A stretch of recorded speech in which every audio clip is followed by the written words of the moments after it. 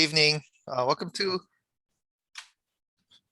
our meeting tonight. We're just gonna hang out for maybe a minute or two, let everybody get settled into the meeting, and then we'll get started.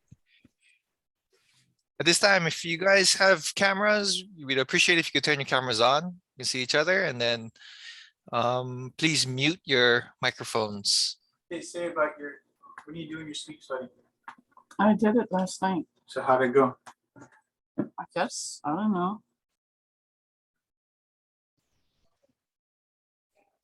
Yeah, right here.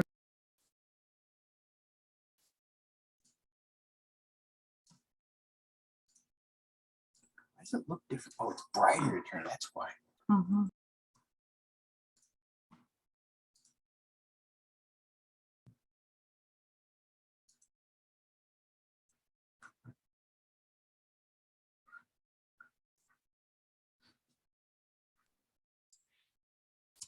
All right, why don't we get started? To kick us off, I'm going to turn it over to Andrew Choi from DHHL to bless us with the pule tonight. Hi everyone. Puli kako. Dear Keakua, thank you for opportunities to serve you and to show your love to others. By humbling ourselves to serve others, may we be a blessing in your name. In your name we pray. Amen. Amen. Thank you, Andrew. Okay, aloha again, and welcome to our round 2 of Beneficiary Consultation, part 4 for the General Plan Update. I'm Jared Chang from SSFM International, and I'll be facilitating the meeting tonight. One quick note, this meeting is being recorded and will be posted to the General Plan Update Open House website. Let's get started.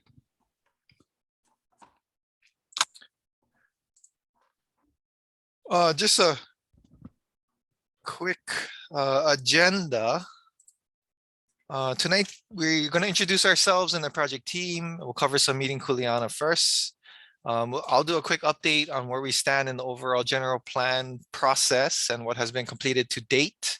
Then we're on to tonight's topics on economic development and revenue generation. And then we'll try to close with a quick wrap up and next steps. Okay, from the project team, we have Andrew Choi, you heard from. He's the acting planning program manager with DHHL. He's supported by Juliana Budgeting. She's a planner. We also have Joby Masagatani from DHHL tonight with us, and she'll be doing a presentation on the economic development topic. From SSFM, I introduced myself. I'm Jared. We also have Melissa May, our project manager, and also one of our senior planners, and Malakai Krishak, one of our planners. So this is the team that comprises the general plan update. Okay, quite simply, Juliana for tonight's meeting for all of us. First, being respectful and showing aloha by not interrupting, and also try to keep yourself muted when not talking. When you do want to speak, please use the Zoom function to raise your hand or turn your video on and wave your hand, and I'll see you and I'll call on you before you want to unmute yourself and start speaking. There might be times when we have to agree to disagree, and we have to keep in mind that we all have different perspectives and opinions. And finally, we want to encourage everyone to keep an open mind tonight and to be open to any new information or ideas that's shared. We're using Zoom. So here's a quick tutorial on how to use Zoom. So starting on the left side is that microphone icon. That's what you're going to click on to mute or unmute yourself. Next to that is the video on and off button. We would appreciate seeing all your faces. So if you can turn your videos on, please do so. In the center of the screen there, you find the chat button. That's to use to open the chat window. We want to let everyone know feel free to use the chat to share your thoughts or ask questions. We'll do our best to try and get to the chat questions also through the program. Next to that on the right is the reactions button. That's where you'll find the raise your hand function. And after you raise your hand and you get a chance to speak, just remember to lower your hand also after that. Otherwise, I'll keep calling on you.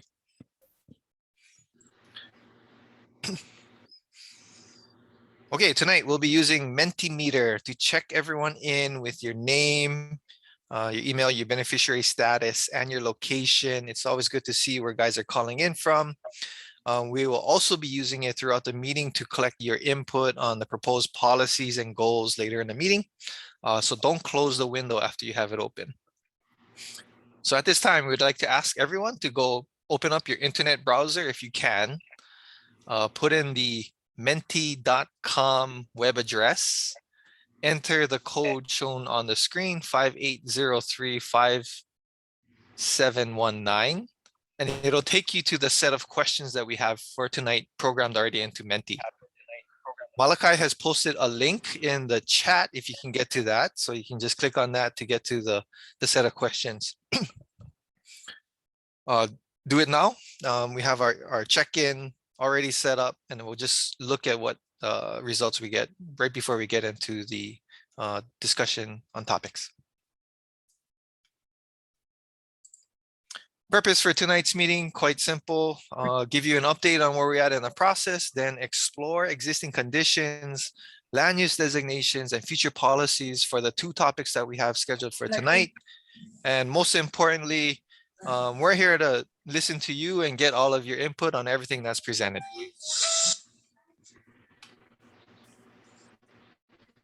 Okay, we're gonna jump right into where we are at in the process. So this next slide is a graphic showing the different plans that make up the DHHL planning system. At the top tier, tier 1 is the general plan, which serves as the 20-year guiding document that identifies the vision, the long-term goals and priorities for DHHL and the Hawaiian Homes Commission. As represented in this graphic, the general plan sets the policy direction for all of DHHL's other plans, as well as funding and legislative and land use priorities. We're also building an evaluation program as part of this update to monitor success of the plan's policies over time. That's in that bottom box there. Okay. Somebody's not muted. Please mute yourself, or otherwise I will mute you. Thank you. So in this general plan update, these are the goals. First one, to set the vision and policies to guide the department over the next 20 years. Next, the update must also meet minimum requirements as set forth in Hawaii Administrative Rules, Title 10, Chapter 4, Section 55. I'll cover that in the next slide. The updated plan should also strive to be innovative and pragmatic to assist the department, the commission, and the beneficiaries and decision makers. And finally, the plan will identify how to measure success and progress towards the vision and goals. Okay, next slide, we have the general plan minimum requirements. So these are found in the Hawaii Administrative Rules. We've created kind of a quick legend here to identify the general topics for each requirement. So the first 2 in the green box, those are related to creating a uniform system of land use designations and land dispositions across the state. The next 4, 3 through 6. So this is related to establishing criteria for identifying homesteading lands, non-homesteading lands, lands for revenue generation, and lands for community use. Number 7, the blue, is related to establishing level of service standards for infrastructure and community facilities. And finally, the purple box, number 8 there, relates to the need for an evaluation system to measure success. So for today, we got 2 arrows on there, number 5 and 8, and those are the 2 requirements that we're focused on tonight.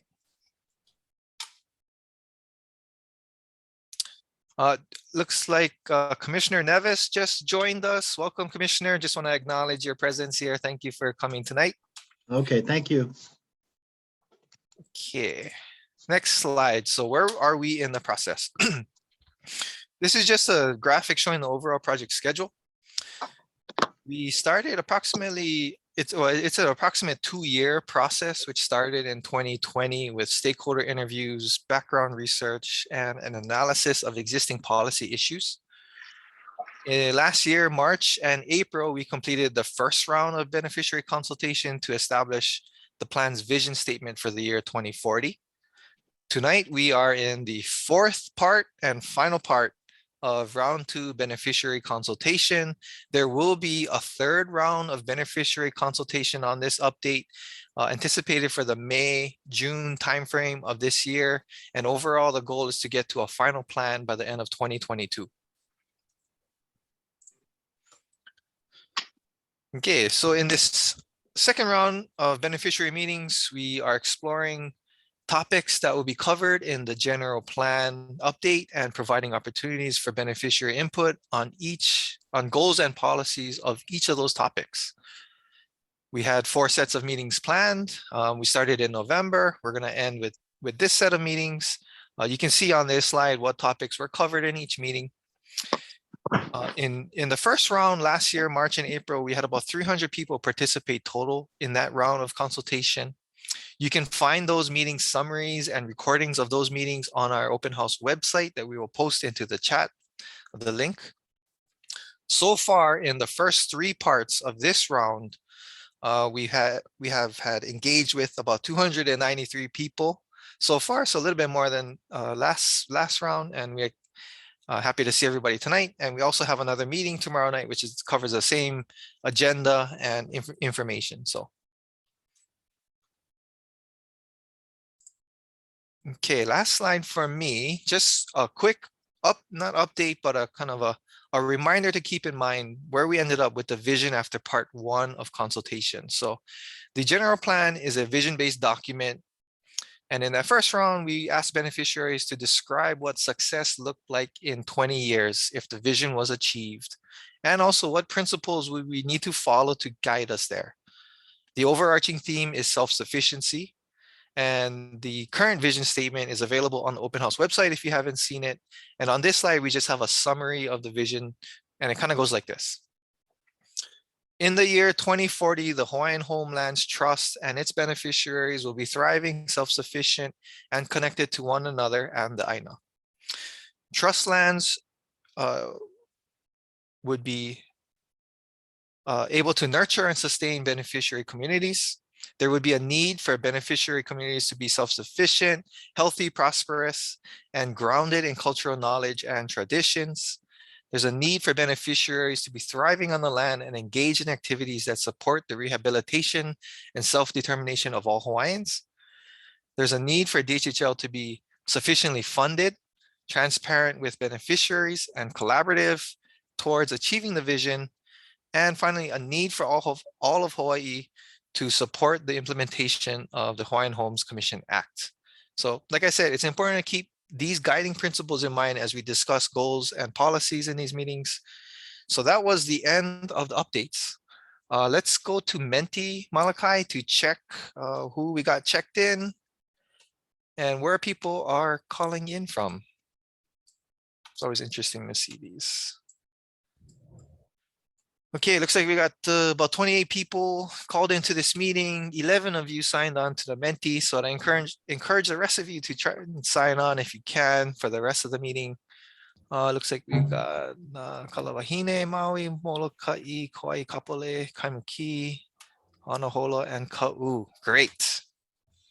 All right, that's always cool to see. So with that, that's the end of the updates. We're going to jump right into the first policy topic. So I'm going to turn it over to Malachi at this time. Yeah, I'm Jared. All right, let's get into it. Jared said, my name is Malachi Krishak. I'm a planner with SFM. It's nice to see some returning faces here. Welcome to those who are joining for the first time. The first policy topic we're going to cover today is, or tonight, is community economic development. So as Jared mentioned when he went through the agenda, we're separating our discussion tonight into 2 parts.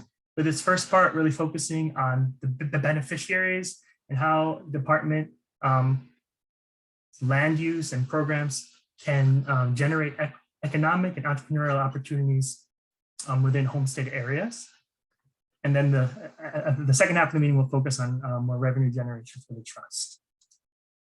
So for economic development, to really talk about, we need to start with how we think about wealth and economic well-being. So, you know, in Hawaiian, wealth is tied to water, vai vai. This is because in Old Hawaii, it was everyone's kuleana to to Malama Ikavai to take care of the water, because it affected the livelihood from the entire Ahupua. So, if you had healthy, sufficient supply of vai, you were considered wealthy. You had vai. And this view of wealth, I think, connects really well to the vision that Jared just shared. And we've talked about throughout this round of meetings. Vai is self-sufficiency. Vai is sustainability and maintaining that flow of water for abundance. And also encompasses this idea of kuleana, right? It's everyone's responsibility to Malama Ikavai. But in today's economic system, economic well-being isn't always measured, isn't measured in vai, isn't measured in water. Wealth today is measured in kind of areas such as education, income, housing, employment, health. And on the slide, you can see here, these are some measures that are collected with the US Census, and then OHA also has their own Native Hawaiian data collection where they look at these indicators for Native Hawaiians here in Hawaii, but also Native Hawaiians across the US. But this traditional economic development approach has really looks at growth of jobs, growth of income, and it looks at attracting commercial or industrial activities from usually outside of the community to come in, but to serve kind of a larger market, a larger local geography and economy. And in Hawaii, I think as some of you know, some of these strategies are often proven to not be as connected to the community or the community character and local values. So, in the last few decades, an approach called community economic development or community-based economic development has emerged. And this approach is initiated more on the local level, engages residents in the process of shaping their economic future in order to build up the local capacity, build up local community assets. And that's kind of the approach we're looking at here today in this section. And since the last minute plan, the department has taken this approach to economic development, community economic development as well, through supporting community economic development programmatically through programs like the Native Hawaiian Development Program, which has some small grants for activities like farmers markets improvements. There's a community exploring Pono economic development in their homestead. There's a community installing alternative energy systems in community areas, looking on that local level. There's also the local community level. And then there's also some larger sums of money available for this kind of economic development through NAHASDA, which has some grants that aimed at more individual capacity building, individual asset building through financial literacy and grants for home ownership, things like that. So those are some existing programs, but for the general plan, we're allowed, this general plan process allows us to kind of take a step back and look at the bigger picture and look really specifically at land.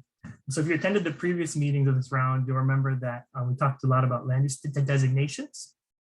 And these provide the department with a set of options where various uses or activities or projects might be allowed under an umbrella of land use designation. Excuse me, I stutter sometimes. So on the slide here, you'll see the land use designations that would be able to support or create space for community economic development on Hawaiian homelands. I'll start at the bottom here for community use, which is an existing land use designation on Hawaiian homelands. But it's, these are common areas for community uses, and sometimes public facilities, but they're often, for community spaces and often used by homestead associations and could be used for community economic development activities. They were also proposing a new neighborhood mixed use land use designation, which you see up top here in the gray.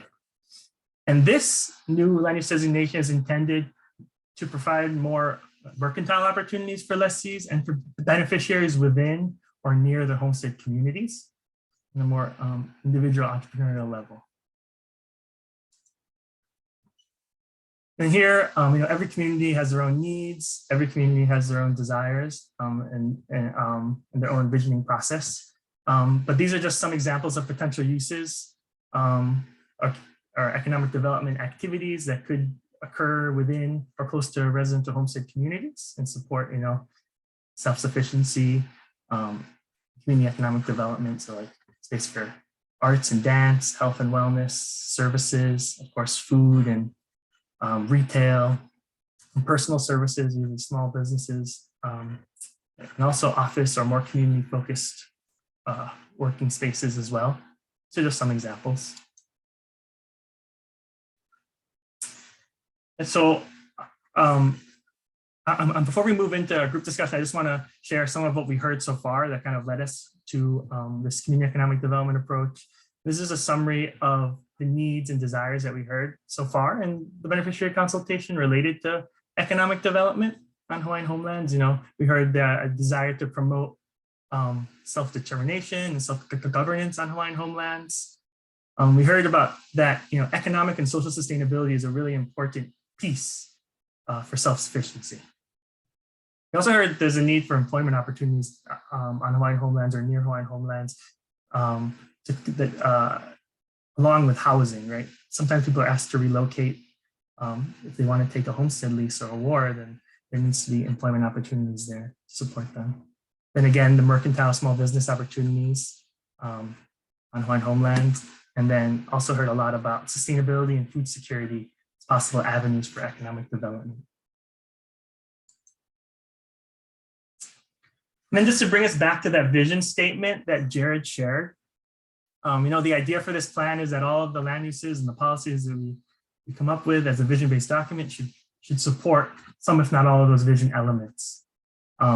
So the two vision elements that most closely relate to community economic development are strong communities, so activities that strengthen the lahui, build connections, promote health, well-being, economic well-being. And then the second is empowered beneficiaries, right? Activities and opportunities for families and individuals, to be self-sufficient and to thrive here in Hawaii. That's just a kind of overview of community economic development, what we heard so far, the approach, and the land use designations that would support it. And we want to open up for a group discussion, and I'll pass it back to Jared for this.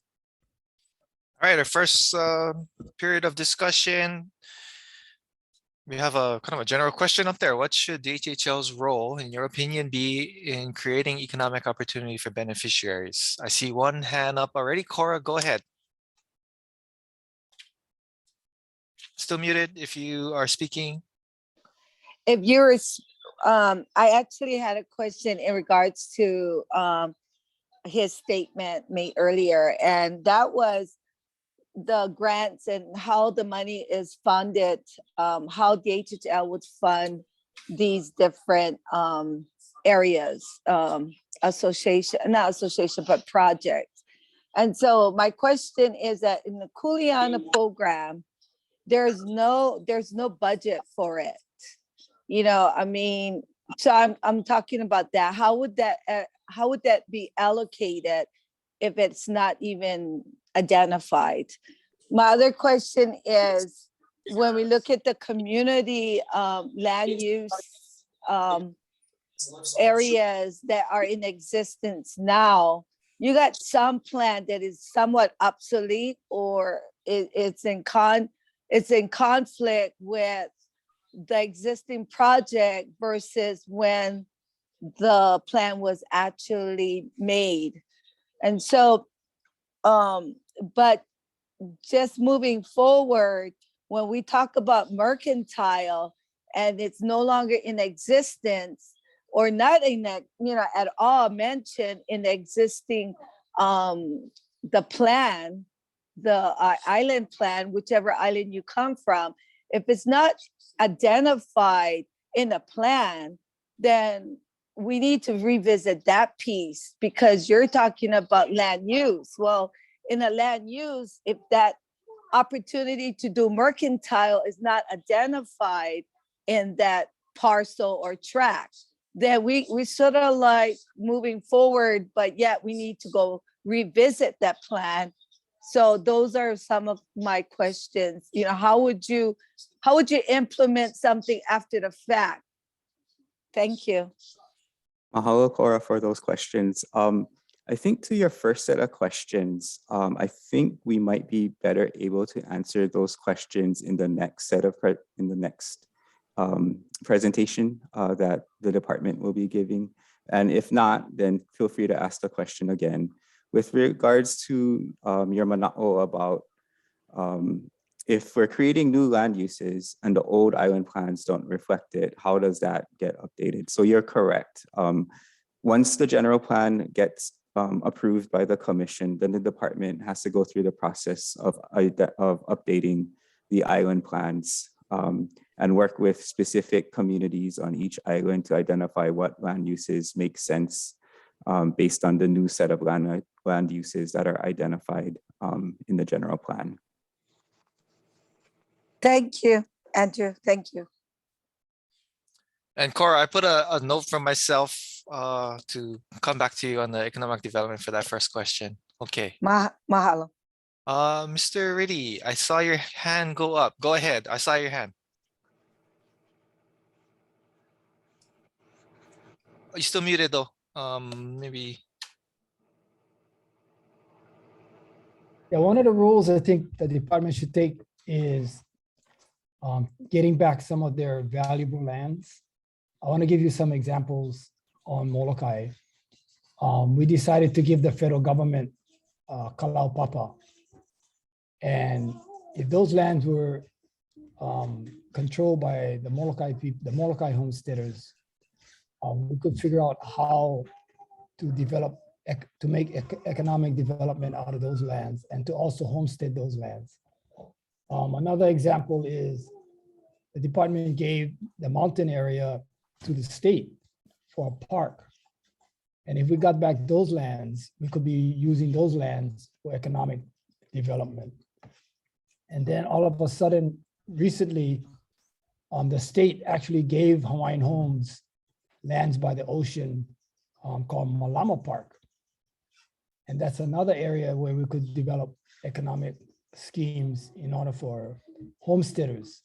So instead of having the government control these lands, I think the homesteaders should be the ones controlling these lands and forming the huis necessary to operate these lands for economic development. Okay, thank you for that comment. Cindy, I see your hand up. Cindy Freitas, go ahead.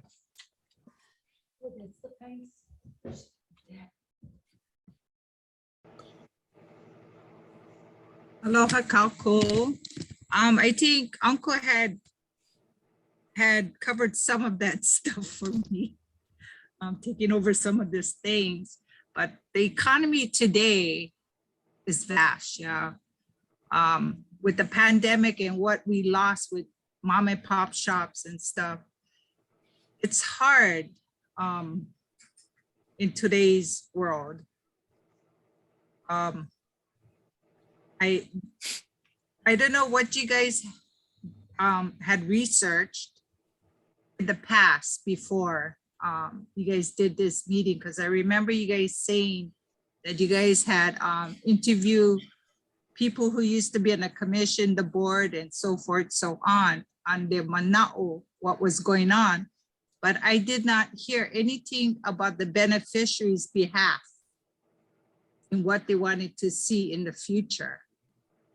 All I heard is commissioners, staff, all those people. Did you guys ever go back and research what the beneficiaries was saying 40 years back, since you guys had researched that? Well, that's a good question. Melissa or Malachi, you guys have a response to that?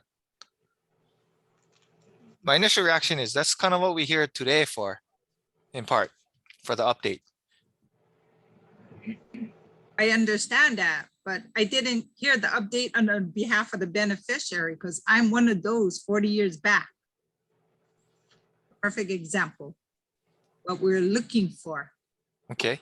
And because of the vast changing, what's happening today, what we had said then never happened. Honestly, it's happening. And today is a different, how do you say, level of economics, yeah, in a fast lane. That's how I look at it. Mhm. Just Uh-huh. to keep up with technology. Yeah.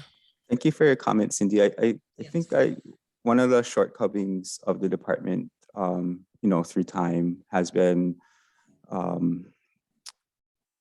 not consistently consulting with beneficiaries. I think the level of effort has increased dramatically over the years in our desire to and our ability to consult with our beneficiaries on a more consistent basis, as evidenced by these series of consultation meetings, as well as other engagements that the department puts on, especially with the commission. I know our commissioners are really engaged with their community. So to go back 40 years, we can try, but our only sources of material would probably be the commission minutes and the testimony given by beneficiaries at those meetings. But so I think, part of our effort is not just to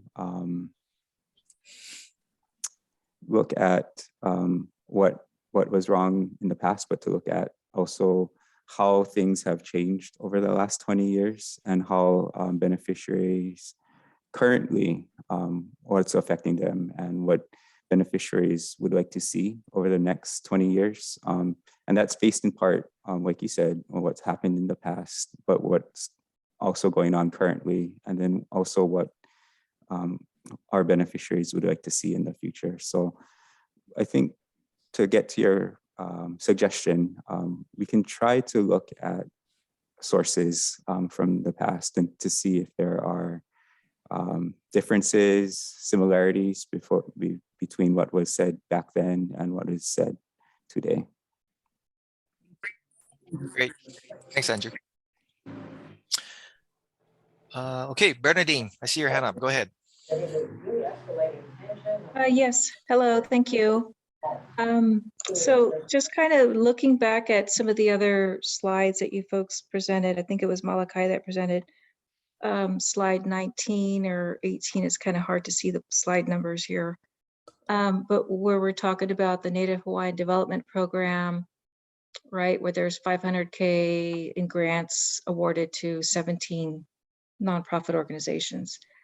Is that the extent of the economic development, or how far is this going? How far is this going? And what are some of the, I guess, ideas or ways to develop, to improve the economic development? Was it just the two changes in the land use that Malachi mentioned, where we have the neighborhood mixed use and the community use? So again, the first question is, how much is being allocated to this? And then what ideas have been proposed thus far? I'm gonna have our team hold up on answering that question, because in the next section, we're gonna talk about the policies. So that's gonna answer your question to a degree. That's policies from the last general plan and going forward, the policies that we have. So Okay, yeah. so just to follow up then, the earlier slide that talked about the statistics of people with associate's degrees, home ownership, and so on.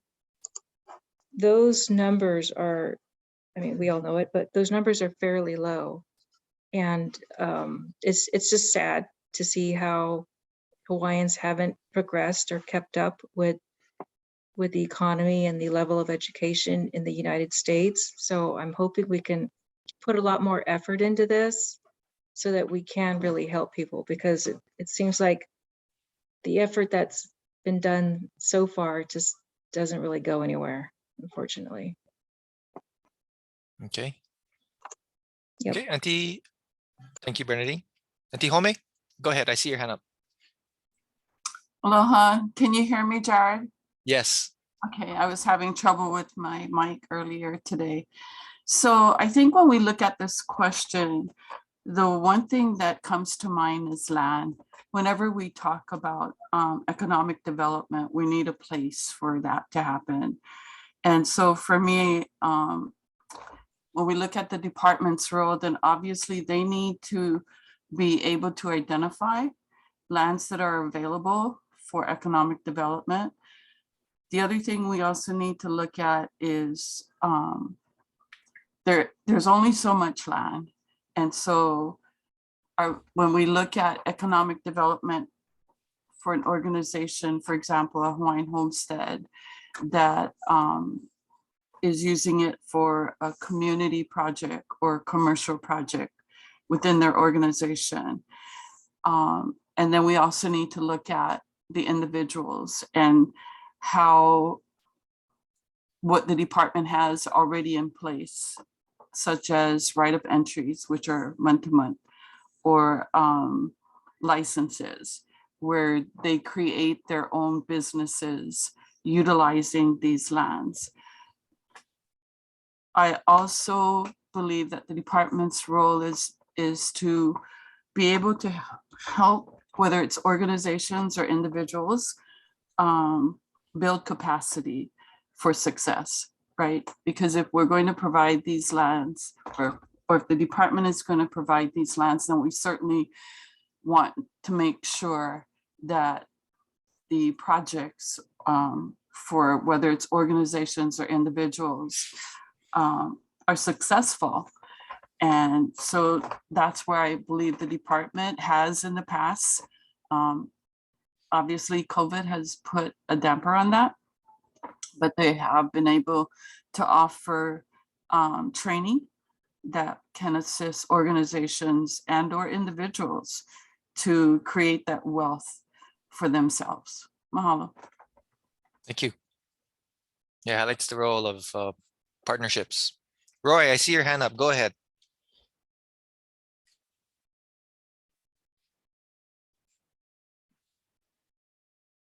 I was just looking over at some of the material that you introduced in the beginning of this meeting, and I see that our association is trying an approach to a lot of these items that you brought up, in that we have land designated around us that is still not being used by DHHL because there is some issues with flooding in this area. It's a floodplain. But we look at it as it was designated agricultural. It still is designated agricultural as far as the county is concerned. So what we would like to do is use this land to promote community gardens, a bunch of things that we look at as a more holistic approach to a lot of the individual things that you've mentioned today.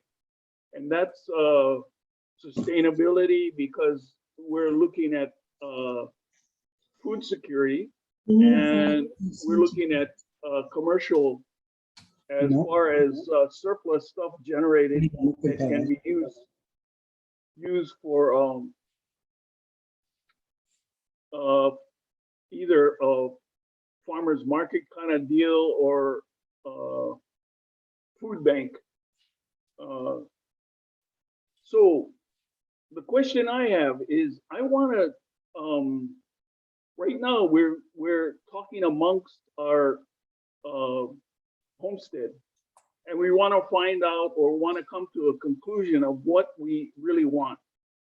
But in I guess September and November of this year, when the Hawaiian Homes Commission comes over to Maui, we'd like to introduce what we've gathered so far within our we have a contractor out that is compiling research for us right now, and then we're going to introduce that to the homestead in our annual homestead meeting.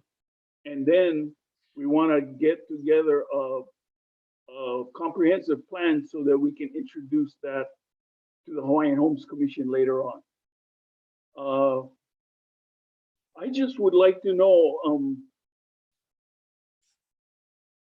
how we can do that, because there's been a lot of things where, to me, I feel because we're on the outer islands, we don't get as much. That's come we're waiting for them to come to Maui, because we tried to get a grant. They didn't let us. They said we couldn't get the grant because of how we submitted our paperwork. And this is what I talked about last time. But I'm looking for anything that can help us as a community here get our story out to the Hawaiian Homes Commission. And what I talked about last time was either getting paperwork that we want to bring before the commission or before DHHL, avenues of introducing that paperwork through either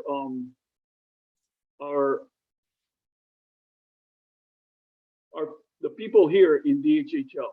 In other words, Pakukalo, their office there, or else digitally get items we need to Kapolei. But you know, I'm not sure how that is going to come about when we were told that there was a lot of there were issues there that we couldn't bring our grant proposal because of the way we got it there, and it was at the last minute, and we couldn't introduce them digitally. We're stuck over here in Maui, and we would like more access to the decisions being made in Honolulu. And that's why, you know, this is all fine. This way you're talking about the how we're going to do this planning and stuff, but a lot of the planning comes with not only education but access. So, you know, are we going to talk about that also? Well, I remember you bringing this up at the last meeting, and we captured it in our meeting minutes. So, you know, it's certainly included into the mix.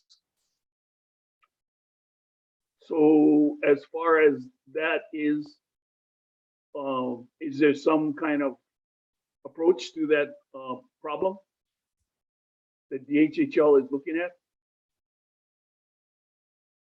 I mean, it would be under consideration. It is an issue that was brought up at these meetings. So looks like, go ahead, Andrew. yes, I was going to say the purpose of these sets of meetings tonight, Roy, is to look at statewide policies related to these topics, not to go into detail about specific issues of specific associations at this time. But if you want to, you know, we can look at specific ways that we can make the grant process more amenable to folks that are volunteers and turn their items in close to the deadline, so that we can accommodate that. But yeah, the purpose of tonight is to look at more statewide policies that the department can look to enact over the next 20 years. Okay. I don't want to dwell on this issue because we need to move on. Is that okay, Roy?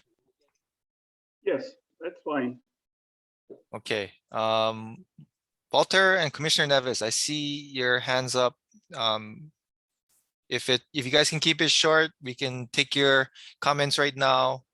If not, we're gonna go through the policy and other stuff, and then we get right back into the discussion. So, Walter, you had your hand up first. Go ahead.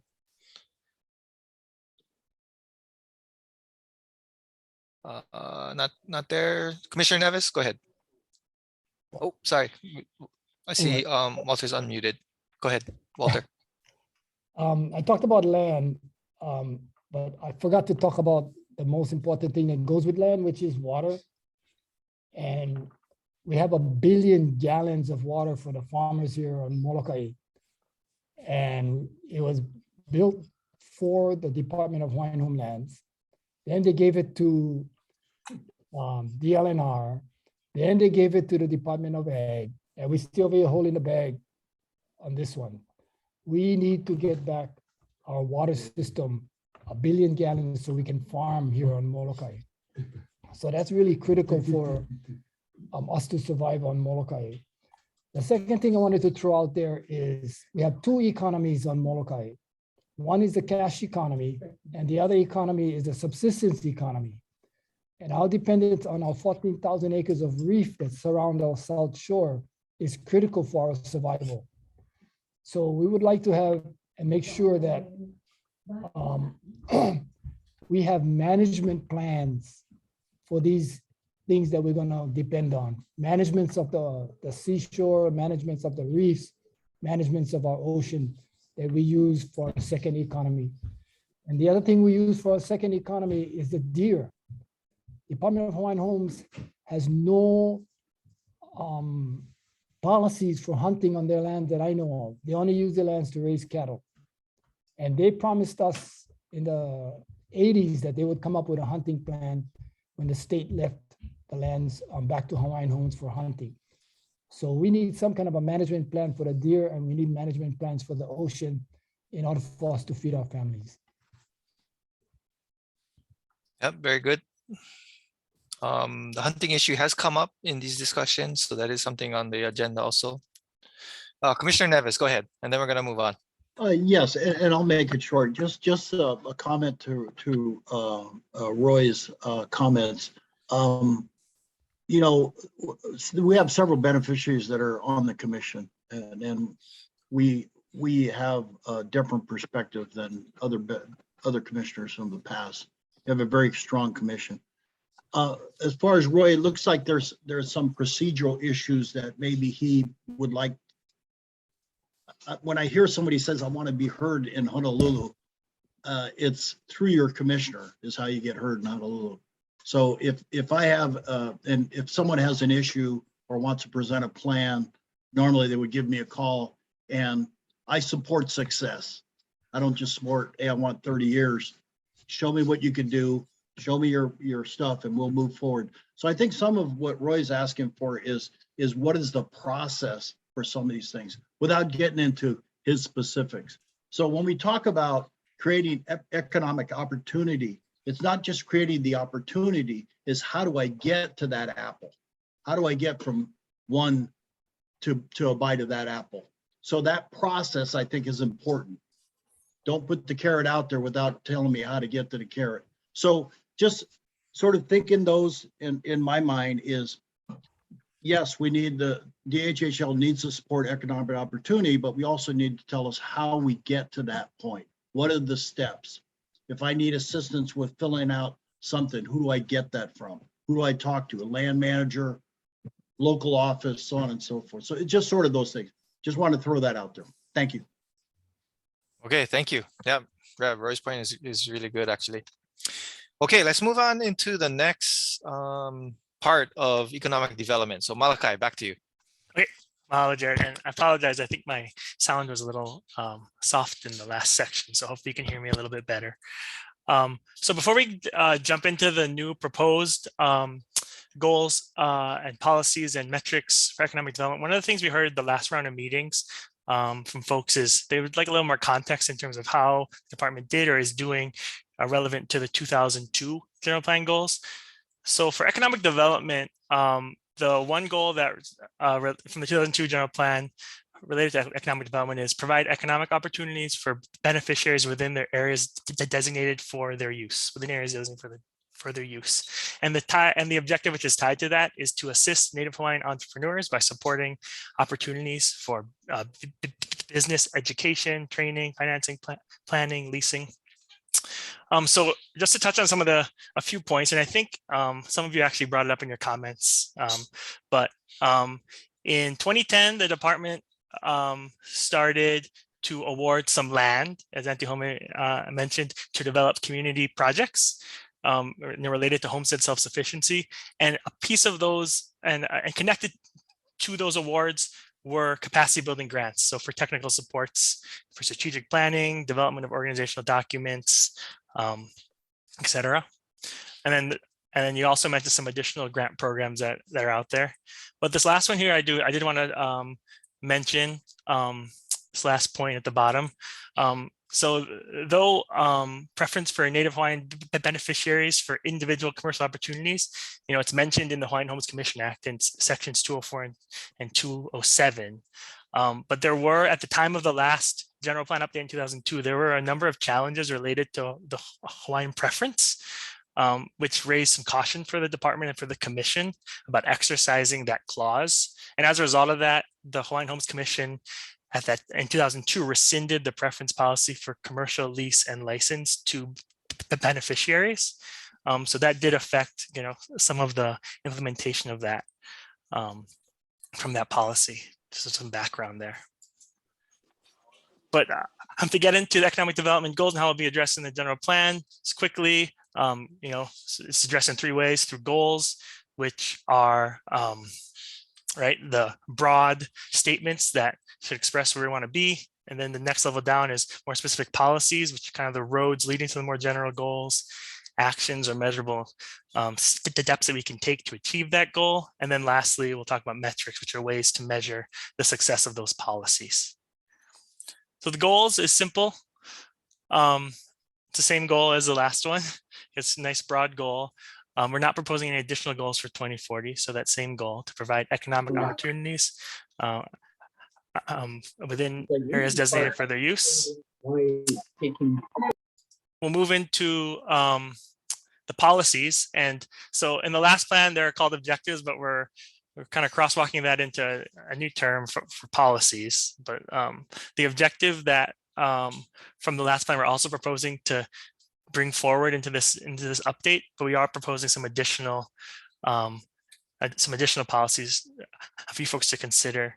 So I'll read through those. The first one is to expand opportunities for the beneficiaries to generate revenue on Hawaiian homelands through the neighborhood mixed use land use designation we talked about. The second is to encourage inclusion of community benefits agreements in development agreements. The third is to pursue and facilitate more partnerships to leverage the Native Hawaiian development grants. The fourth is to provide capacity building and technical assistance to support self-governance by organizations. And the last one is to consider new homestead community location, or how homestead community location and design can support economic opportunity through access to jobs, transportation, and other factors like that. So the last one here is metrics. So how do we measure these?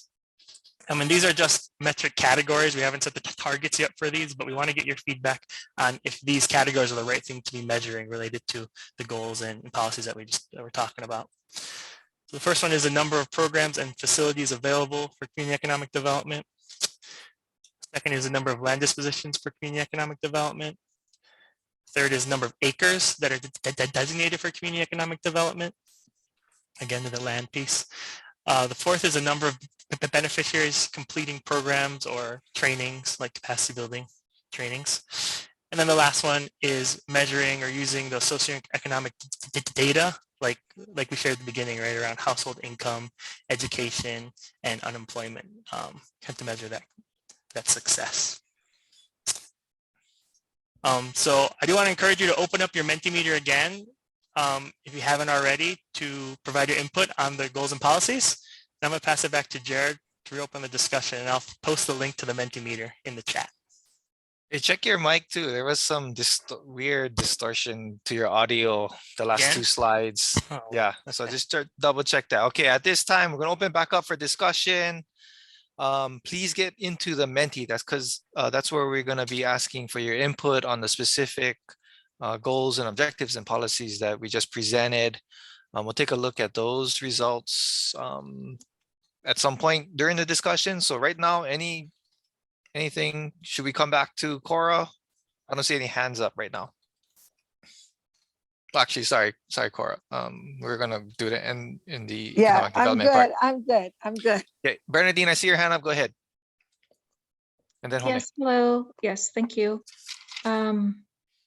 So kind of going through these slides that Malachi just went through, kind of, I see what the metrics are, right? And probably I would think that the beneficiaries one would be the most important one, because that kind of measures, because we're really trying to help the beneficiaries, right? So it should be more about the beneficiaries, what they're getting and gaining out of it. So I would put number 4 as the first one, most important one. And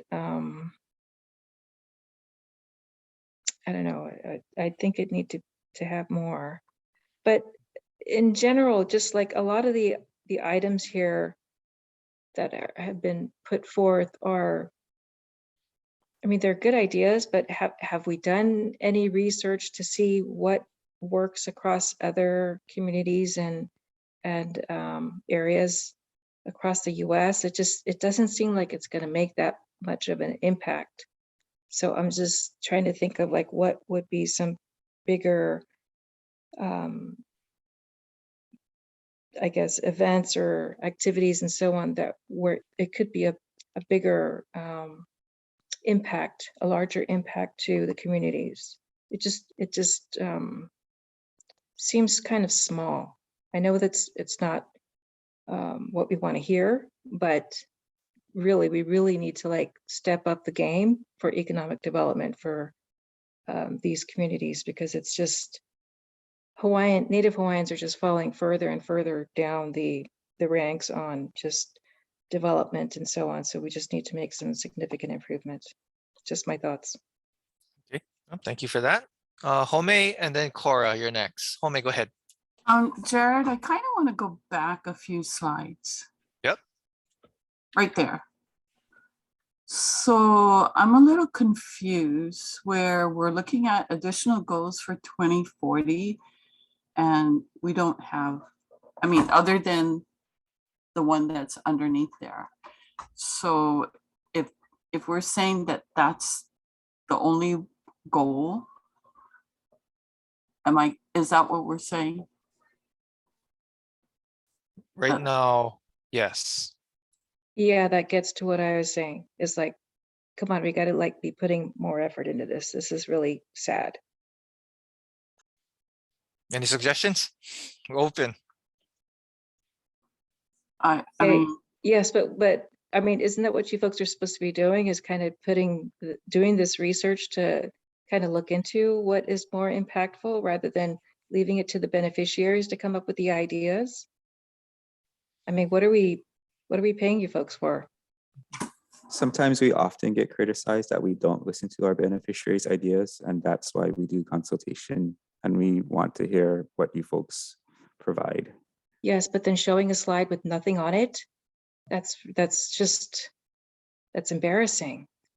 I think when we go back to what a goal is, it's a broad direction that we want to go. So for this one, this is one of the goals that came from the 2002 plan. And it was the only goal in the 2002 plan related to economic development with regards to beneficiaries. So we want to know, is this enough? Is this the direction we want to go? If not, is there other ideas for directions that we want to go? and Andrew, I'm not saying that this shouldn't be the only goal, because you're right, it is a broad goal.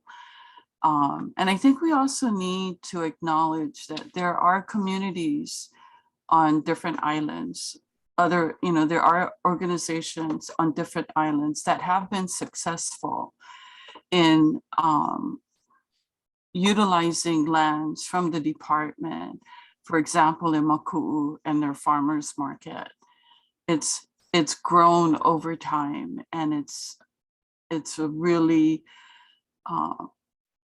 big engine for that community, so that they can continue their work and create other opportunities not only for the organization itself, but also for the individuals who grow their products and bring it to the farmers market and sell it there.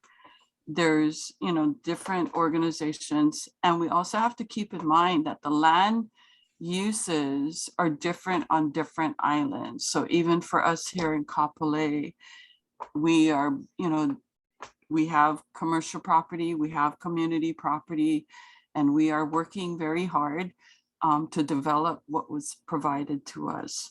But I mean, if we want to keep it that broad, that's fine. I'm just trying to make sure that if this is the goal and we move forward with the objectives and the policies, that we understand that very clearly, that the focus here is providing opportunities for our beneficiaries. That's all. Mahalo. Okay, very good. Cindy, I see your hand up. Go ahead. Yes, I agree, putting the beneficiary number 4 up in first place. But I also confused on to designate economy. First of all, yeah, you do need the land. In Kona, we don't have water, you know, that much water here.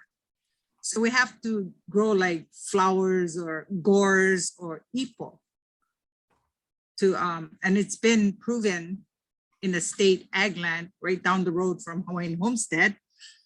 But we don't have ag land in Kona to do this kind of stuff, which we still have life in us to do, you know, and that is a concern to me. In order to move forward, we really need that land, number one. And of course, all the training, everything is in place, but I don't see the land in place. Thank you. Yeah, very good. Cora, go ahead. I see your hand up. Aloha. Actually, my mom has a comment and then I'll make a comment after. Don't hit that. Okay. Go ahead. They can hear and see you. Aloha, everybody.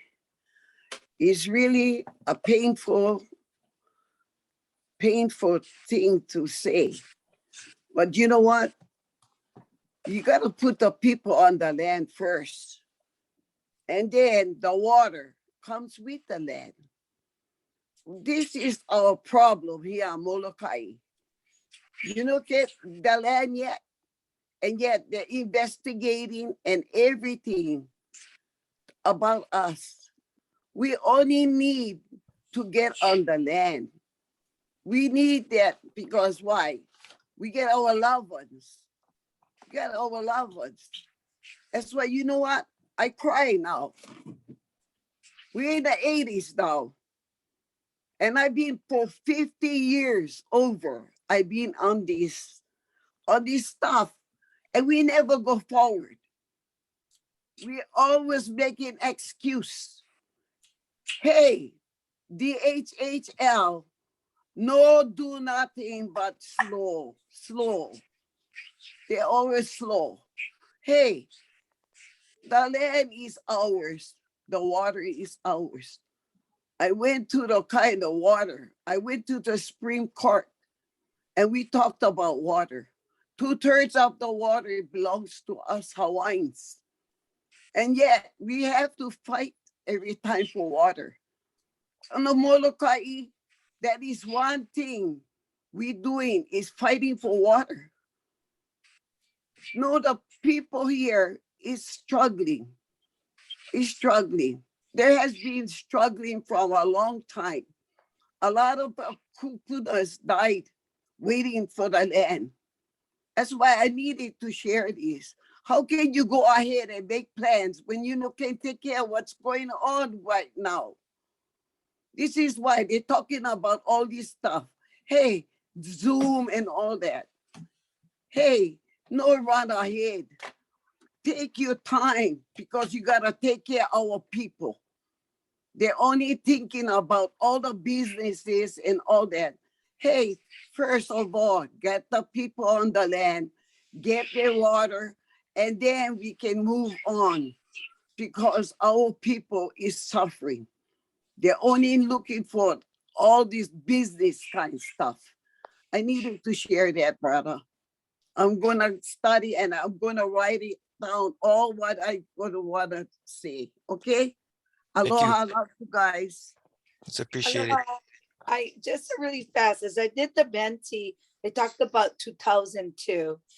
And in 2002, we did a refresh course. I would say integrate both 2004 and whatever the other one was, 2040, I think.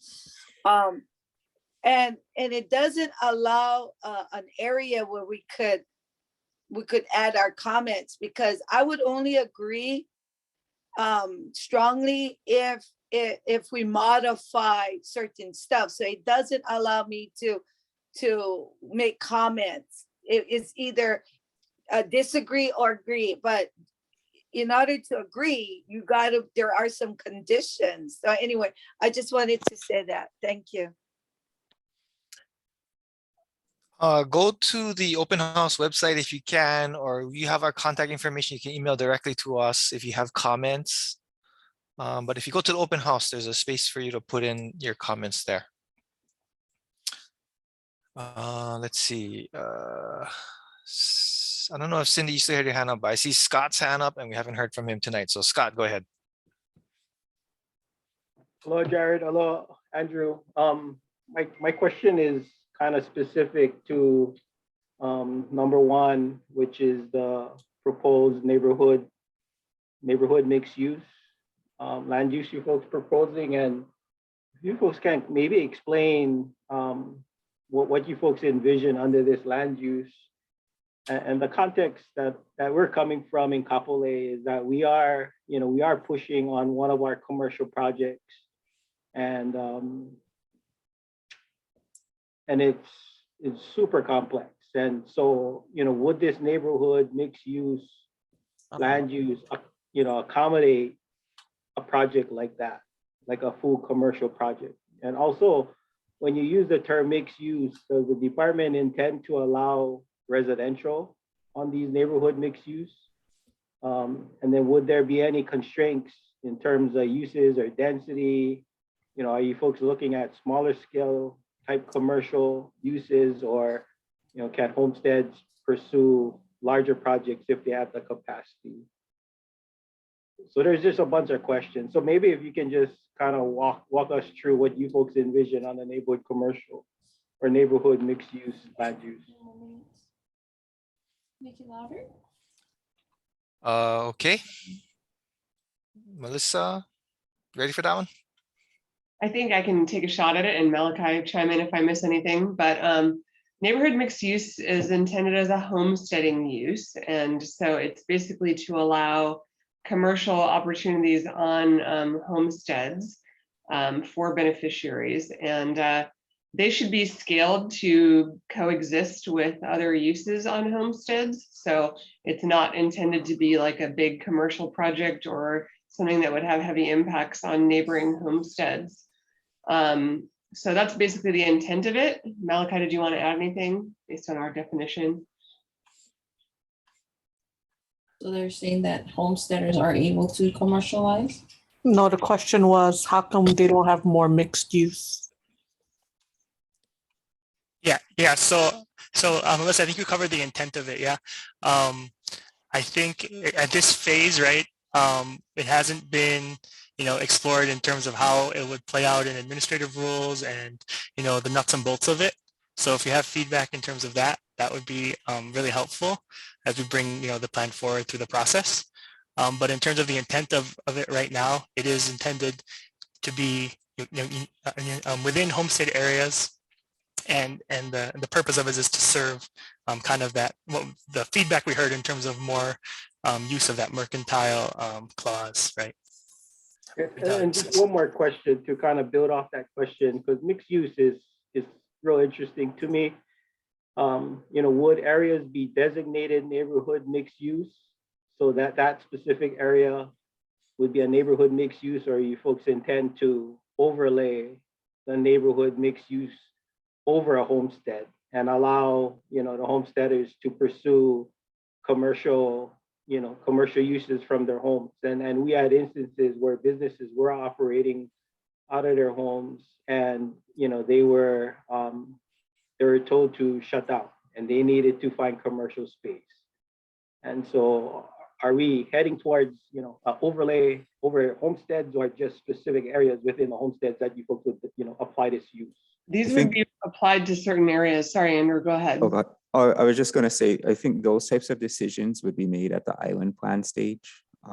Right now, we're just trying to identify possible uses that could be considered in future discussions with specific communities on what's appropriate for their communities. And I also see that Joby has her hand up, so. Yeah, so can you hear me okay? Is the mic okay? All right. Scott, that's an excellent question. I think, just to keep it simple, I believe that this land use designation, and at this level where we're at sort of the 20,000 foot level, is meant to articulate properties. And I think Malachi had mentioned that really are about almost like neighborhood retail, where the primary use or land use disposition would be like a mercantile license. So for example, your project in Kapolei is kind of a blend because you have a general lease. It would be more like let's say in Waimanalo, there's a parcel where the old community center used to be. It's relatively small, perfect location for maybe a pop-up market or someplace that could have a number of small beneficiary-based businesses.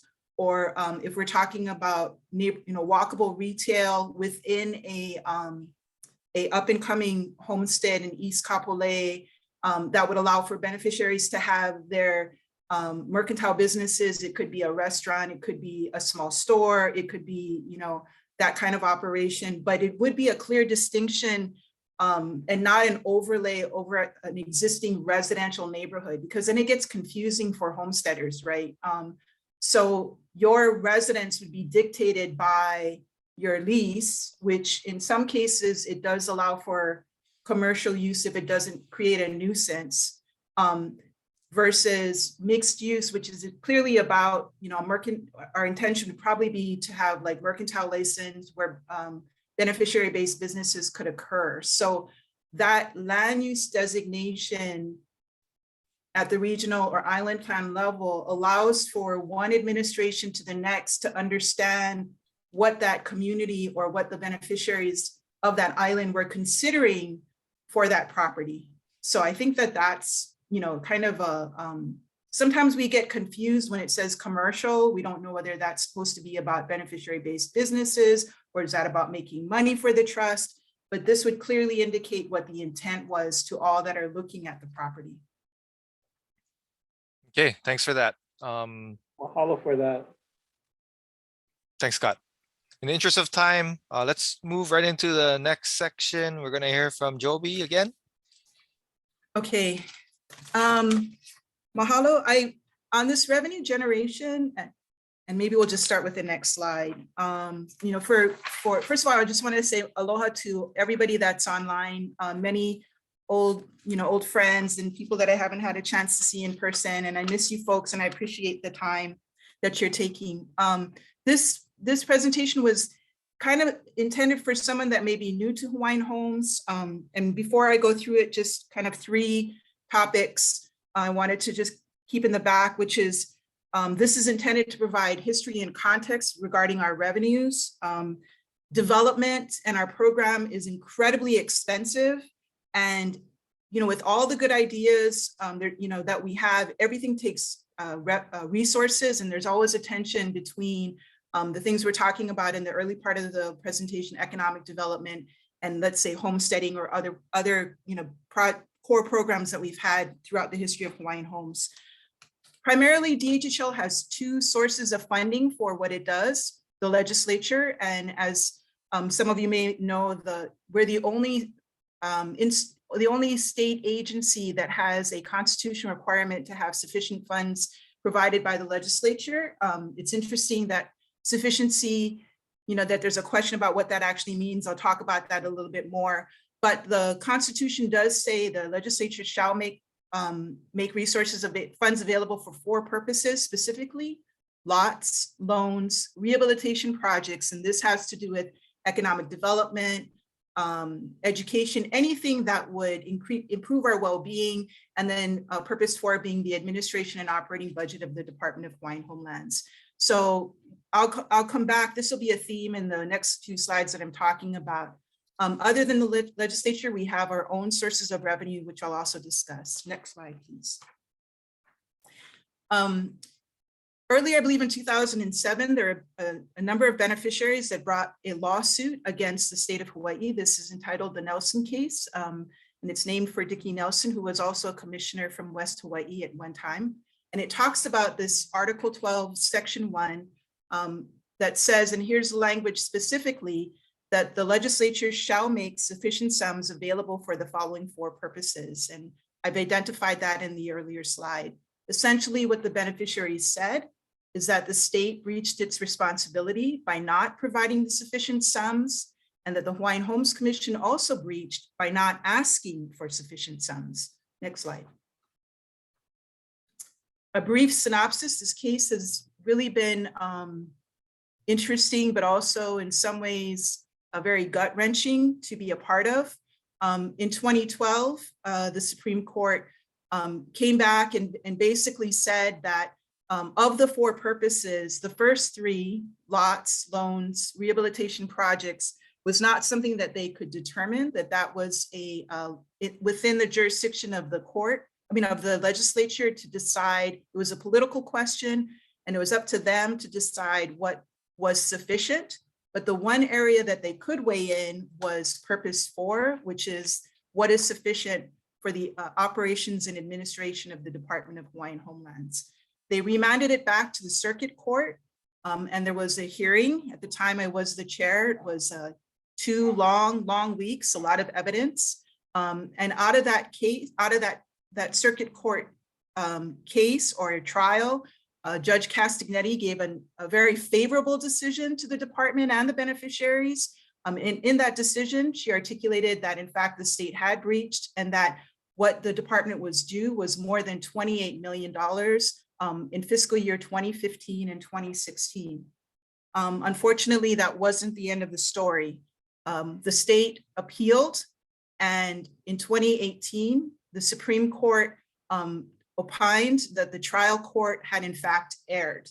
And instead, what they should have done was used a baseline number of our budget in 1978, when the Constitutional Convention revised the state constitution from may provide funds to shall provide funds. And our operating budget at that time was $1.3 to $1.6 million. And that all the trial court was supposed to do was adjust that number for inflation.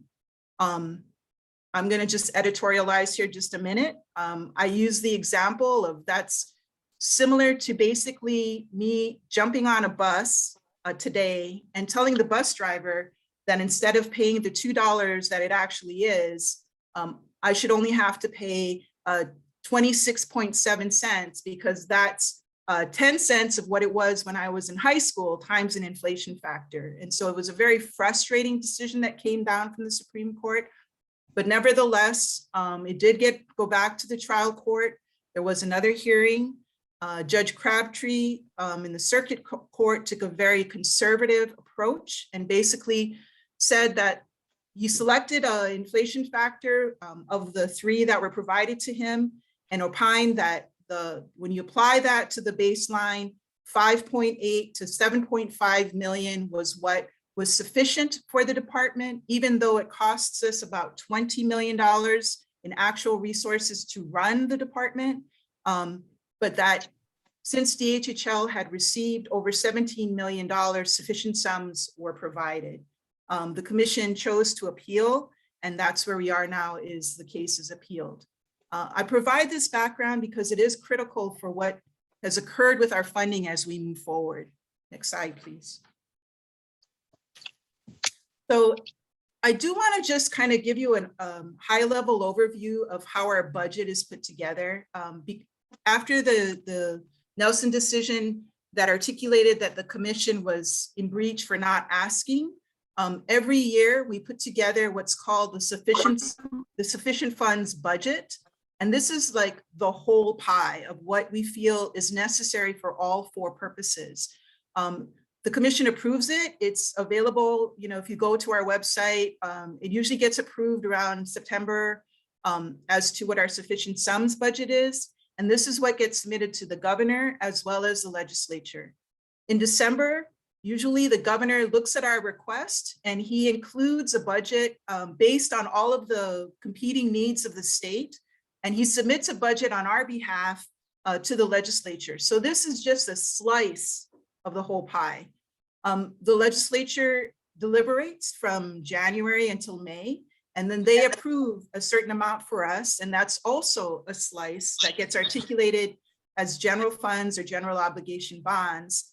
And then in June of this year, the commission will add what resources it can in order to fund the priorities for the year going ahead. So it's not the whole pie of the sufficient funds that we start with, but a bigger slice than what we started with had we only gotten something from the legislature. And this kind of gets to Cora's question as well as the question about the Native Hawaiian Development Program, but I'll address that as we move forward. Next slide. So when we talk about our budget, it's the same pie, but it gets cut in different ways. So I don't want it, to get confused as I move forward, because the need is pretty much the same. So when we develop our budget, the ask is looking at all of these major issues, regional priorities that were articulated by our various community leaders, addressing the waiting list, which is a very high priority for us at the department, repair and maintenance issues of our existing subdivisions and our existing communities, new loans, rehabilitation projects, which is not, it's everything else that is not our homesteading or taking care of our land. So this could be the economic development we had talked about, technical assistance, support for our communities, et cetera. Then our administration and operating expenses, we have debt. So we owe debt service. And then a big also area of need for us is just managing the trust resources. These are our unencumbered lands. So these are like, 50,000 acres up at Humu'ula, the properties that, are on the sides of mountain, just all of our lands that are not under a homestead disposition or other kind of land use disposition. So this ask is then cut. We take this whole thing and we say, okay, we're going to divide it into our four purposes. So purpose 1, lots, purpose 2, loans, purpose 3, rehabilitation projects, and purpose 4, administration and operating expenses. So a lot of our land management issues actually get incorporated into purpose 4. Things like taking care of our community facilities get taken, added into purpose 4. Running our water systems added into purpose 4 as an example. That same ask, when we speak the legislative language, they think in terms of an operating budget, which is funded with general funds. This is taxpayer dollars, and a CIP or capital improvements budget, which is funded with general obligation bonds. But at the end of the day, it's the same ask that we're talking about, just shown or cut in different ways. Next slide, please. So to give you an idea of how we fare, this was our actual budget for the current fiscal year that we're in. The fiscal year starts July 1 of 2021, and it ends June 30th of 2022. So when we went forward to the governor and the legislature, our ask for purposes 1, 2, and 3, this is lot development, loans, and rehabilitation projects, was almost $255 million. What the governor submitted on our behalf was $20 million, and what was approved by the legislature was $48 million. So you can see the slice is relatively small compared to the ask. With regard to purpose 4, our ask was for $212 million. A big chunk of this was funding for repair and maintenance of our existing homestead subdivisions. You'll see the note at the very bottom, it's kind of small. 175.9 million of that ask was for repair and maintenance of existing subdivisions. So not just our operations, right? What the governor submitted on our behalf was 20.9, and what we got from the legislature was 19.7. So you see this total, it shows you, what we actually were able to receive from the legislature, 67.7, $400 million less than what we asked for. And then the bottom set of information is the same ask, but it's cut by how the legislature speaks. So our general funds and then our general obligation bonds or our CIP request. So you can see that we, on our general funds, we received 15.9. We asked for 50.7. Governor asked for 15.9 on our behalf. Ledge approved 14.7, and the same kind of reduction amounts when you look at our CIP budget. So just to give you an idea of our current operations. Next slide. So this is historical. I don't expect you to kind of take it all in, because I know it's a lot of information. I just really wanted to show you really based on trends. And the blue line is our asks, what we asked of the legislature and the governor. The orange bar is the governor's request on our behalf. And then the gray bar is the legislature, what the legislature actually funded. The first 4 years, you'll see there's nothing there. That's not an error. The department asked for zero general funds, and therefore we got what we asked for, zero general funds. The policy at that time was more about, was wanting to be 100% self-sufficient and independent from the state. Things changed after the first, after the Nelson case. And so you see, beginning with the first budget after the Nelson case in fiscal year 2014, you'll see that our ask, we start to ask for what we feel we need in order to operate our sufficiency. So we asked for nearly $28 million, about $25 million, and that ask slowly goes up. And you'll see that if you focus on the gray bars, what the legislature initially provided jumps, by about 50% once you have the Castagnetti decision come out. And then when you see it jump again to about $26 million, actually, that's not really a jump in additional funding. What the legislature did was include our fringe benefit into our budget. So, it drops back down in 2020 to about $18 million. That's about what we've been getting until the pandemic. And so now we're at about 14.7 million, I think is the last request we got in fiscal year 2022. But it's a lot more than nothing. So we've come a long way in terms of general funding for our operations, and 100% of our staff now are paid for with general funds or federal funds. Next slide, please. On the general obligations bond side, this is our CIP. You'll see that from 2010 to 2015, although it looks like we were getting again, blue bars is us, orange bars is the governor's request, gray bars is what the legislature funded. It looks like we were getting a lot of resources from the legislature. However, keep in mind that 30 million of that, so that's like not where the black bar is, but a little bit below that, was actually monies that were coming to us as part of the Act 14 settlement. And so everything above that would have been additional CIP resources, which wasn't a whole lot that we were getting. In 2016, the 30 million ends in 2015. And in 2016, the reason why you don't see the blue bars, you're going to see that in the next slide, is because our ask is so much larger, it kind of skews the graph. But what you'll see is, again, the legislature increases the amount of first, the governor increases the ask on our behalf. So he's been asking about 25 million since 2018 consistently. And then what the legislature provides goes from nearly 40 million in 2018. It goes back down to like 18 million, goes up to like 25 million. And most recently in 2022, we received about 53 million.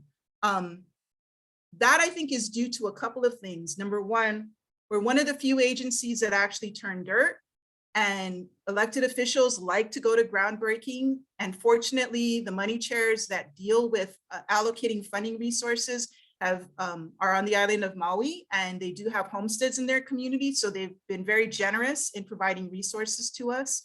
Number two, we've been able to get that money out the door. So we've been very fortunate that there's been a lot more resources coming to us from the legislature post the 30 million ending, or the Act 14 settlement monies ending. Next slide, please. And then this just shows you what our asks actually were. So these are the hundreds of millions of dollars that we were asking. And you can see proportionately how much we were actually getting. So in 2022, we were asking for between 175 million to, over 400 million in general obligation bonds as part of our sufficient funds ask. And what we were receiving was about, a little more than 10% from the legislature. So again, just to give you order of magnitude. Next slide, please. In terms of DHHO sources of revenues, these are the sources of revenue for the Department of Hawaiian Homelands. We receive most of our income from the revenues we generate off of our available lands. So these are general leases, licenses, revocable permits, rights of entries. We also generate right now a small income from the trust fund, and that's primarily because the Hawaiian Homelands Trust Fund, which was funded with the monies we received from the legislature as part of Act 14, the commission established an investment policy, and we are in the process of trying to implement that investment policy to maximize what we can earn off of this resource. And so until that is actually implemented, the monies are sitting in the state in very, very safe investments, but very low earning investments. So the income we're making is not substantial at this particular point in time. As part of the Native Hawaiian Rehabilitation Rehabilitation Fund, we receive 30% of the sugar lands and water licenses income that comes into the state, and that is actually part of our the Constitution. And then we also generate income from the loans, our own loan portfolio, and OHA also covers some of our debt service. So this is generally our sources of revenues. We'll get into the more specifics. Next slide, please. So I did want to say, of those sources, 3 of them are actually committed to specific purposes based on the policy of the commission. So one is the loan income, which actually goes back to capitalize or add more resources to our loan funds.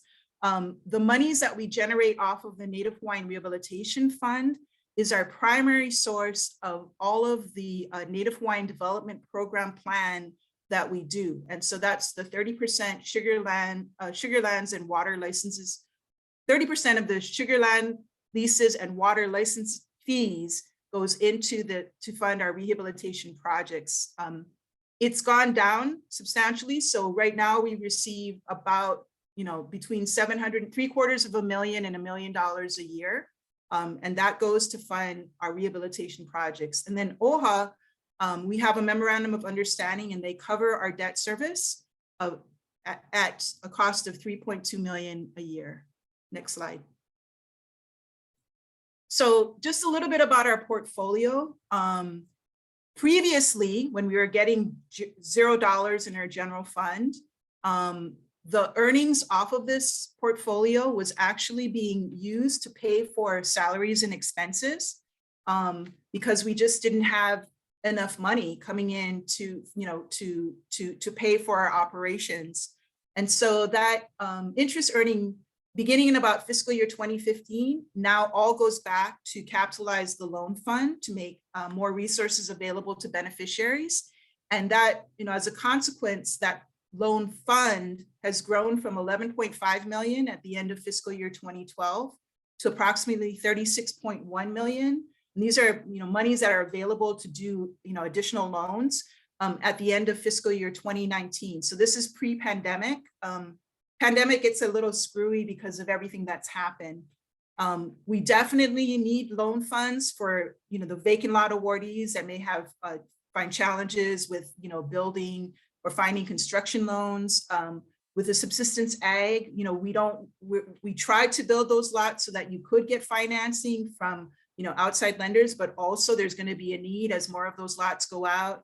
Kuleana homesteading also may be an area that there's going to be a need for financing if people want to build homes. Next slide. So with the two remaining sources of funds that are available, the revenues from available lands and then the trust fund investment income, let me just say a little bit about the trust fund. What the commission wants to do is there's about 100 million that's available in the endowment. And the goal is to get that into higher earning, very safe though, assets. And the hope is that we will be able to generate at least initially a 5% return. So that's about 5 million a year off of the trust fund in perpetuity, hopefully growing that over time. So we have a perpetual source of revenue. With the available lands, let me show you what the history has been. Next slide. So from 2013, and again, just to give you order of magnitude, we were around a little over 12 million. And then that has increased. It goes up and down, but we are running, around $15–16 million a year. More recently in 2019 and 2020, we saw a little bit more coming in. Unfortunately, the pandemic has impacted our revenues with our general leases, having the same problems that many of the businesses across the state were having. Next slide.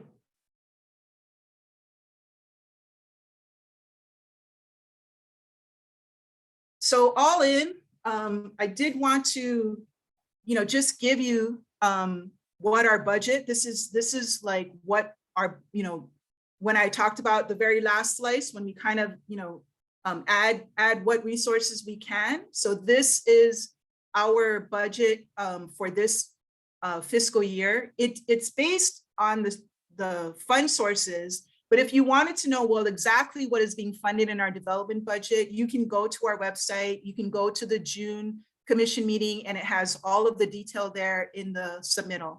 But this year, there was our development budget was 135 million. Now it's very large because a lot of that were projects that were appropriated in prior years, but we anticipate are going to be encumbered in the current year. Our loan fund, what was approved was 9.7 million for this year. Rehabilitation projects, and this gets to, how much is available for the kinds of activities that, we want to do. What we have is 1.4 million. And the way that gets determined is how it's going to get spent programmatically is through our Native Hawaiian Development Program Plan, which is done, it's supposed to be done, I think, once every 2 years, but it's hard to keep up with that. So this discussion about, should it be economic development? Should it be technical assistance? Should it be individual scholarships to beneficiaries?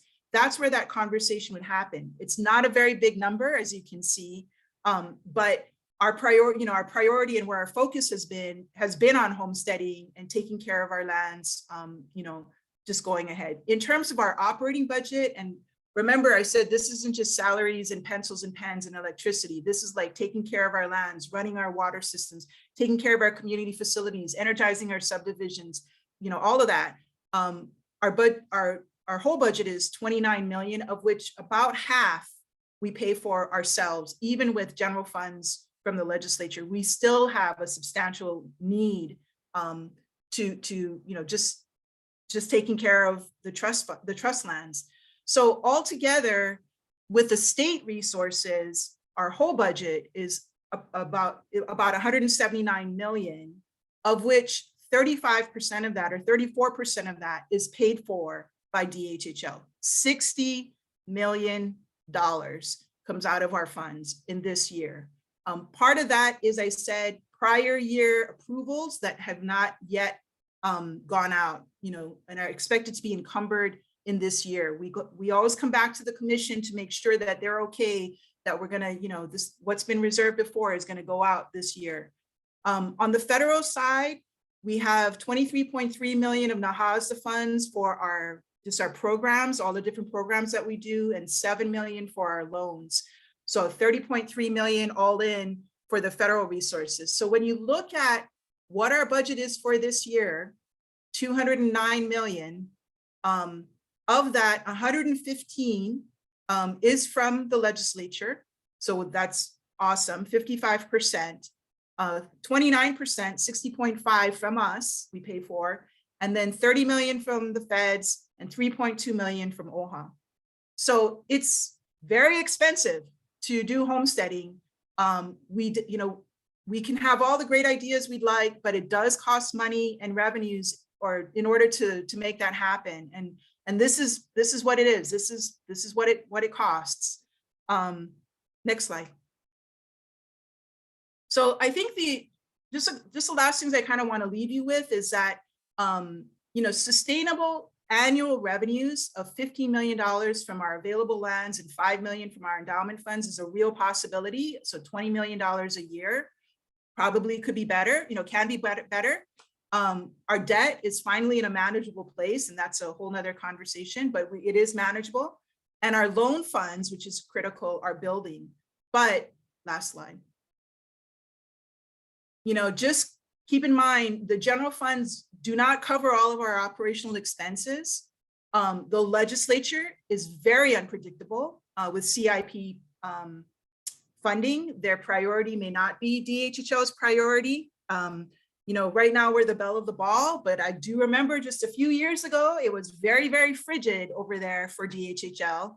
And we need resources not only for homesteading, for some of the programmatic activities, but just running. If we never built another homestead again, it does cost money to run the water systems, to maintain the unencumbered lands, to do planning work, to pursue the water advocacy work. All of that does cost money.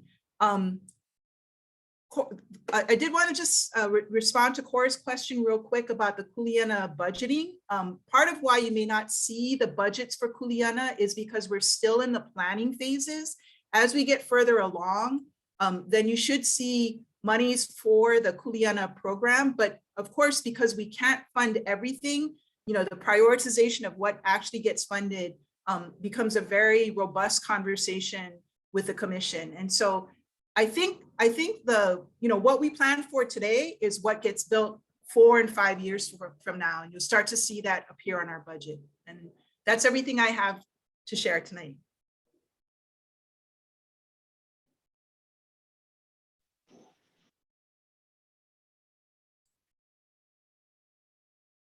You ready, Melissa? I'm ready. Go for it. We'll right through this so we can get to discussion. So how DHHL is using land for revenue generation today. We're going to bring it back to land use. You can see on this pie chart that the commercial and industrial uses, which are the primary uses for revenue generation, make up a little more than 1% of DHHL's current land holdings. Next slide. So the land use designations that are being proposed as part of the general plan update that could support revenue generation include these 3 uses. So there's commercial, which is an existing land use, industrial, which is also existing, and then we're proposing a renewable energy land use to acknowledge that there's certain conditions that are necessary for renewable energy, and that those areas can be designated at the island plan level. Next slide. So to just tie this back to the vision, one component of the vision is the sustainable trust, and this is what is supported by revenue generation. This is all kind of tying back to where we want to be in 2040. Next slide. And a look back at the 2002 policies related to revenue generation and where we're at on those today. So the relevant goal was to generate significant revenue to provide financial support to fulfill the trust mission. And you can see there were 4 objectives here. And briefly, the first one is a target of 30 million in land revenues annually, which was not met. I think previously we mentioned that there's a full report of this kind of report card of the 2000 general plan available on the project website. So maybe Malachi can post that in the chat if you want to take a closer look at this. But just briefly, that objective was not met. And then there was another objective of using no more than 1% of Hawaiian homelands for commercial and industrial uses by 2014. You can see from the pie chart that there's a little more than that designated for that. The amount that's actually being used for that actively may be less, and that's something that we're looking at. And then the third one is acquire land to expand opportunities for revenue generation. And some of that did happen through Act 14. And then finally, there was an objective to create a professionally managed investment portfolio with a well-balanced mix of assets. And there was a policy adopted in 2018 to guide investments by the department, and it's being implemented now. But we have a draft policy to continue to improve upon that. So let's go to the next slide. So the relevant, I already mentioned that the relevant 2002 goal was to generate significant revenue to support fulfilling the trust mission. And the additional goal, again, as a reminder, goals are the very high level things we want to aim for. The additional goal we're proposing is to be transparent in reporting how trust funds are spent. And in particular, how they get back to beneficiaries and communities. Next slide. The 2002 general plan objectives we're proposing to replace. We're kind of reconfiguring them into different policies or metrics. The 30 million in land revenues was more of a metric or a target. So we're looking at how we can update that. And then, we're also acknowledging that the percentage of Hawaiian homelands for commercial and industrial uses might be something that is more appropriately determined at the island plan level, because certain islands may have more capacity for that than others. So our recommendations are to balance those needs and acquire land that expands opportunities for revenue generation. And we're also recommending a policy to create and maintain a professionally managed investment portfolio. So you can see that there's some new policy considerations being considered as well. And one of them, since we're doing this general plan and we're establishing a vision for the first time for 20 years, is to prioritize revenue generating activities that align with the general plan vision and guiding principles and the health of people in Aina. That way, the general plan can provide this high level of alignment that can be back checked when the department is making decisions about how to use land. We want to make sure that going forward, industrial uses, the impacts from those are mitigated and those are considered in the planning. And again, to provide transparent reporting on how revenue generated gets spent. Another metric or goal that we're considering is to make sure that the revenue generating assets are performing well, which means at or better than market levels, and that they're consistent with underlying land use designations and planning documents. So we're just trying to get better alignment and better accountability and performance out of these uses. Next slide. So some of the metrics we're looking at, again, we're not setting specific targets at this stage, but we just want to make sure these are the right things to measure success. So one of them is annual revenue to the trust, to make sure that they're getting a good amount of revenue. And then generation of a minimum of 25 million plus inflation to offset operation costs regardless of legislative funding to provide a sustainable baseline. Another metric could be number of projects consistent with underlying land use, so that when the island plan establishes the land use, the projects that are implemented are in the areas that are designated for those things. And then, of course, DHHL's bond rating and external audits of DHHL's investments are other ways that DHHL can measure success on these items. And I think that's my last slide, and we'll get into discussion and input. All right, we got about 10 minutes left. That was a jam-packed presentation. Thank you, Joby. Judy, you had your hand up for the longest time, so I wanted to go to you first if you still have a question, and then we'll go ahead. It's actually me, sorry. I have several, and I appreciate, this is to address Joby. So Joby, I appreciate your presentation on the money part, the financial part, but I wanted to just make a few comments. One is, it doesn't identify how you folks allocate per island when you get these funds. So that was one thing I wanted to just put on the table. Second is that the same people get the same money. So when you look at policy, how to create policy to make, to have the same opportunity, is that there are usually the same people, same organization. You got to apply for the grant in order to get it. The association with 501c3, they have to put in, and usually these same groups get the money.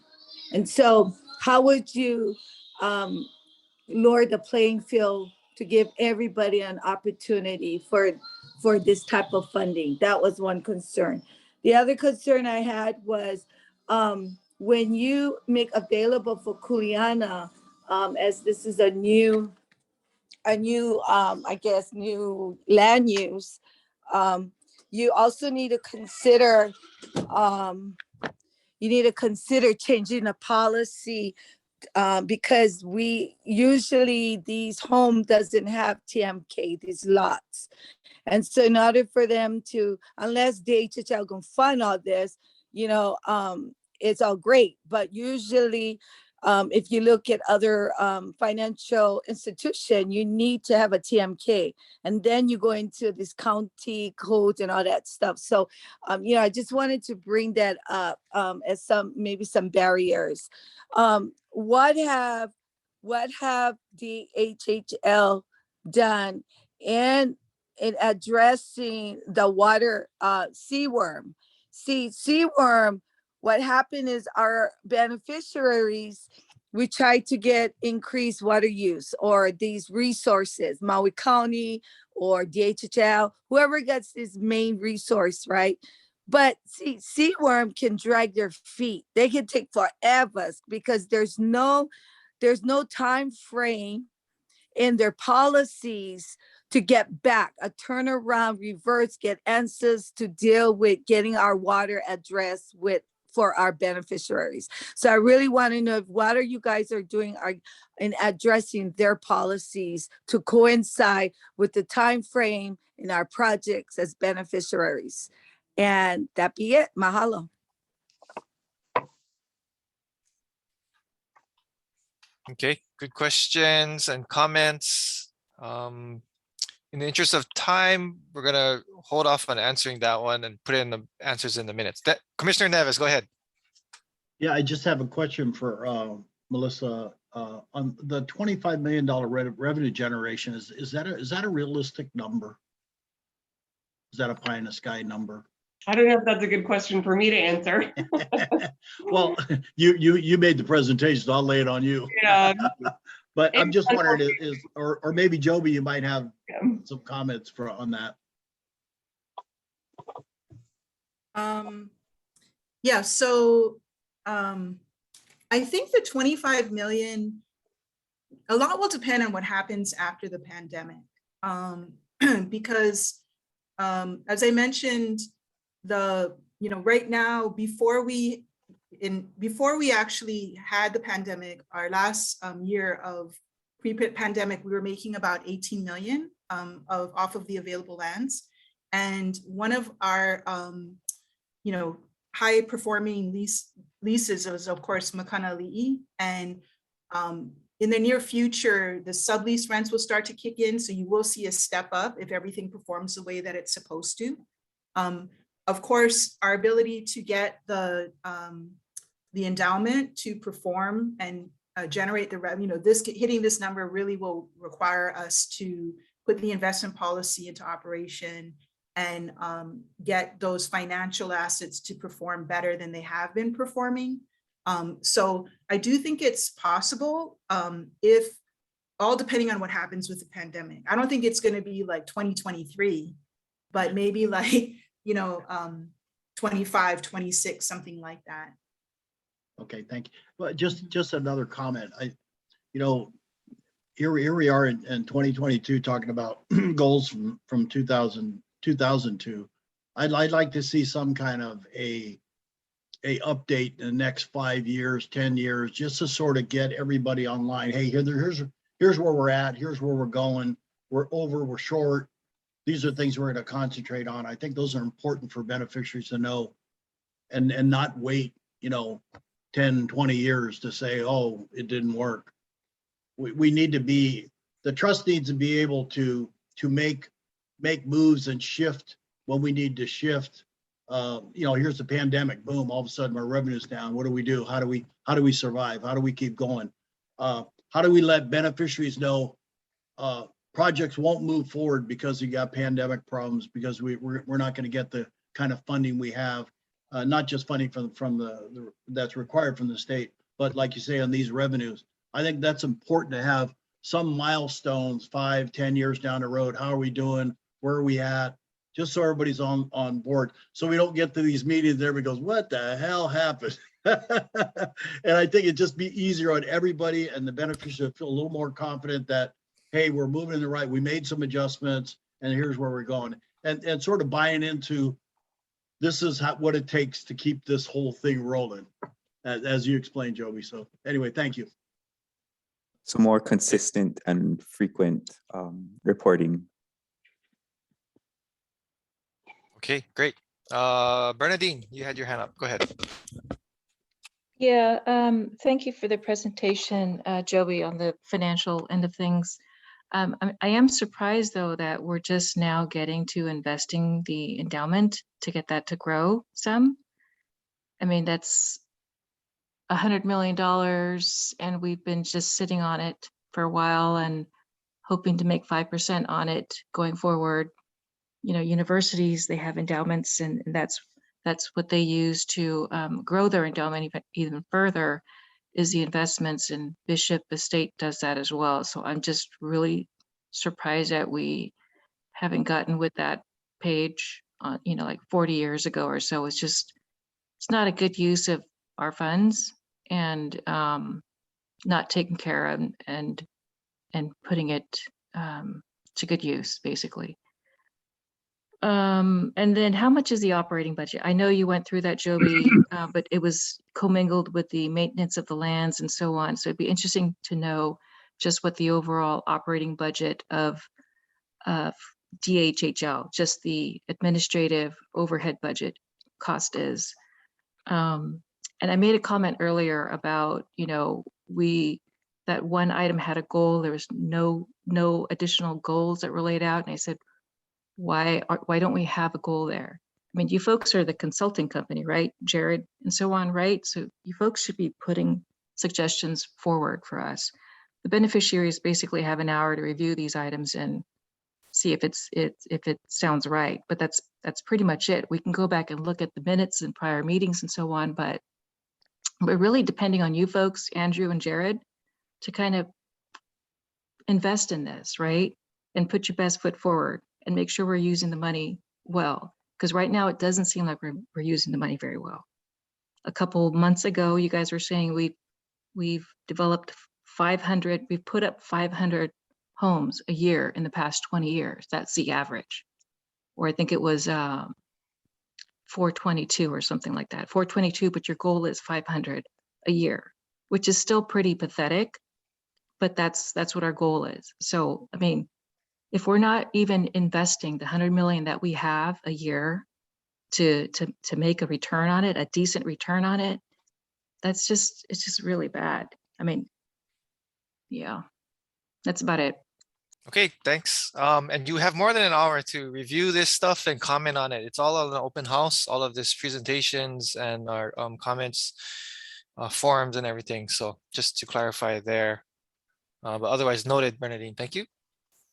Any other reactions to the policies or the goals that was presented by Melissa, or questions for the team?